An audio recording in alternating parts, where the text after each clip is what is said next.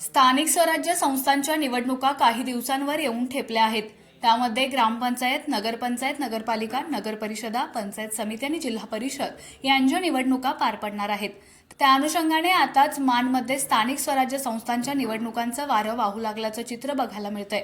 त्या पार्श्वभूमीवर शेखरभाऊ गोरे प्रतिष्ठानचे कार्याध्यक्ष वैभव महाराज मोरे यांच्या वाढदिवसानिमित्त लोधवडे गावात मोठी गर्दी बघायला मिळाली.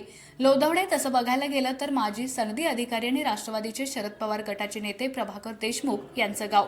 असं असतानाही वैभव महाराज यांनी प्रभाकर देशमुख यांची साथ न धरता सातारा जिल्हा मध्यवर्ती बँकेचे संचालक शेखर गोरेंच्या सोबत राहणे पसंत केले.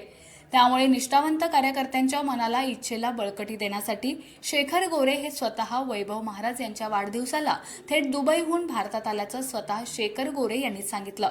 कार्यकर्ता कसा असावा याची निष्ठा कशी असावी कार्यकर्ता कसा असावा त्याची निष्ठा कशी असावी या प्रकरणी शेखर गोरे यांनी वैभव मोरे यांचं जाहीरपणे कौतुक केलं. याचवेळी वैभव मोरे यांनीही मी या गावात कार्यक्रम घेतोय, मात्र माझ्या क्षमतेवर शंका उपस्थित करणारे प्रश्न विचारण्यात आल्याचं सांगितलं.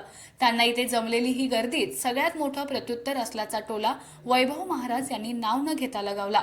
यावेळी शेखर गोरे यांनी वैभव मोरे यांच्या राजकीय आकांक्षा इच्छा पूर्ण करण्यासाठी शेखर गोरे लागेल ती ताकद देण्यासाठी आणि लागेल ती मदत करण्यासाठी सदैव सोबत असल्याचं जाहीरपणे सांगितलं.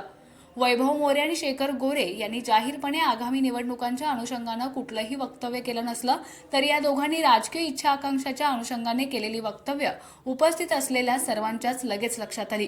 त्यामुळे वाढदिवस निमित्त मात्र शक्ती प्रदर्शन जोरदार सर्वत्र अशाच प्रकारचं चित्र वैभव मोरे यांच्या वाढदिवसाच्या कार्यक्रमात बघायला मिळालं.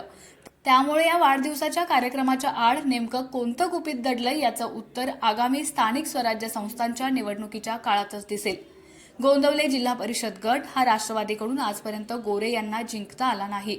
त्यामुळे देशमुख साहेबांच्या गावातील ग्रामपंचायत ताब्यात घेण्याबरोबरच गोंदवले गट आणि गण आपल्याकडे खेचण्याचा प्रयत्न आहे. त्यामुळे गोरे बंधूंचा हा प्रयत्न यशस्वी होणार का? त्यामुळे आगामी निवडणुकीत गोंदवले जिल्हा परिषद गटात नेमकं काय होणार? लोधवडे गाव, गोंदवले गण आणि गट आपल्याकडेच ठेवण्यासाठी प्रभाकर देशमुख यांची व्यूहरचना नेमकी काय असणार हे पाहणं आता उत्सुकतेचं ठरणार आहे.